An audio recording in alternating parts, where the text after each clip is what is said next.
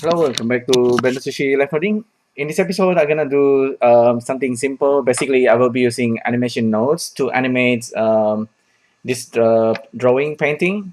I did this painting using a Procreate app on the iPad. So I basically have a couple of elements in this drawing, and the idea is, of course, just to animate this using Blender.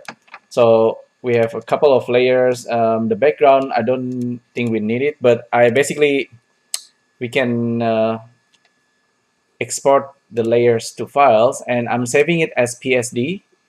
And I'm using this old Photoshop CS2, and basically the PSD should work with Blender. So I'm just gonna close that, and then I'm gonna open Blender, and we're gonna import those painting elements as layers. So file, import images as planes, and go to the desktop. We have it under kite. So I'm gonna select all, and shadeless on, alpha is gonna be straight, it's not pre-multiplied. So import them. Should come into Blender as separate images like this. And if we switch to texture, they are now nicely arranged. I mean, they are ready to be animated as a flat object, of course. So file, save as, and procedural animation. So this is gonna be like a kind of like a quick and easy setup that you can use.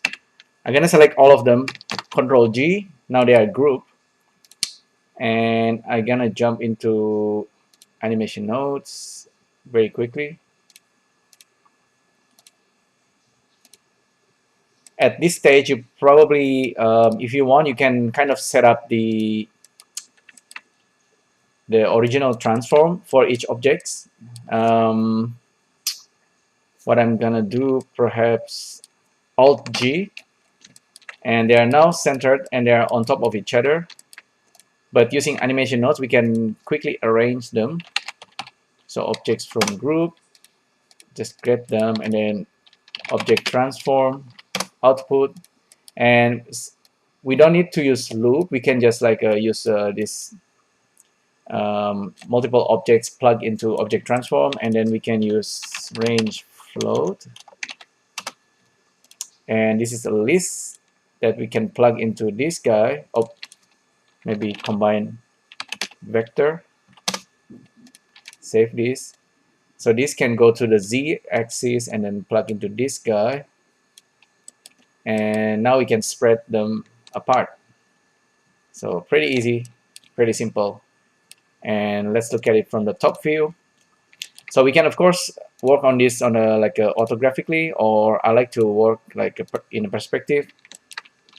And at this stage, we can kind of we can just animate them separately. So we can use wiggle offset. Maybe I normally use vector wiggle, but in this case, I'm just gonna use wiggle fall off, and that works with the offset vector, of course. So if we plug this guy in and we have wiggle fall off, we can basically animate these guys kind of randomly like that. So we can wiggle them, like we can offset. We're basically offsetting the object. So probably I want to zero out the Z because we're not gonna be animating that way. And this X and Y, I can make it like 0.4. Yeah, that's kind of decent animations now. Go to the top view, and now we have these animations. Very easy, very basics, and I guess you can really play around with it. Like, see, I'm just scaling this bit and go to the top view again. My plan in with this is actually I'm gonna save it as a blend and then upload it into Sketchfab, and then it's gonna be like a real animations. If you are using like a material that's not shadeless, you can actually give this some shading, and it's gonna look quite nice.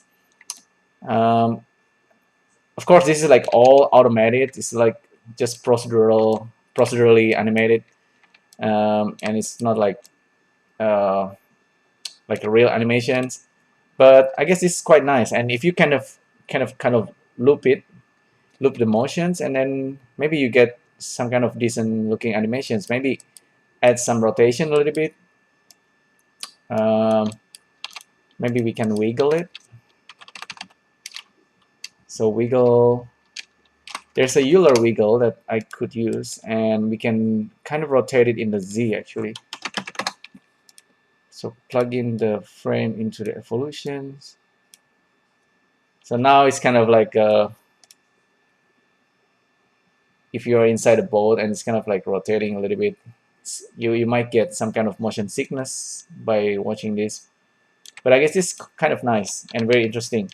Uh, Actually, one more thing before you upload it to Sketchfab, since this is procedural animations, you want to actually bake it out first.